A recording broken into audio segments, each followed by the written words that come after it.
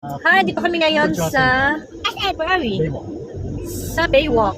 Let's go with SM. So malapit na kami sa Pasay. Sabi ko, gusto kong daanan si Diwata Pares.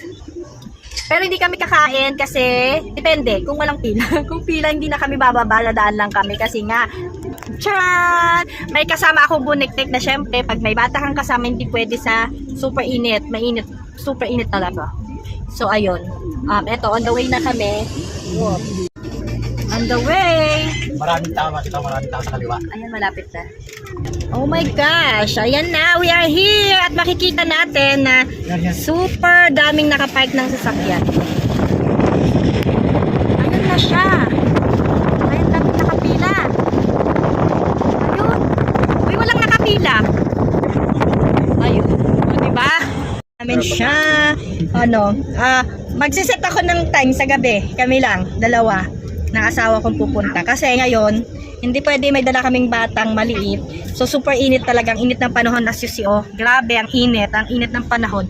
So nakita namin ang dami ng sasakyan at ang daming ang daming nakapark at ang daming pumipila kaya. Di ba? Ang bilis kasi ng car kaya di natin masyadong kaya guys. Ang daming sasakyan din natin masyadong nakita kasi nandito kami sa side. Dati dyan ang pwesto niya. Ayun, ang dami siyang ang daming nakapark pa rin. O, diba? So, let's see kung makabalik kami dito kasi 1 week pa naman kami here in Manila. Ay, diba parang, mag-vlog ako ng from Baguio to Pasay to Diwata Pares.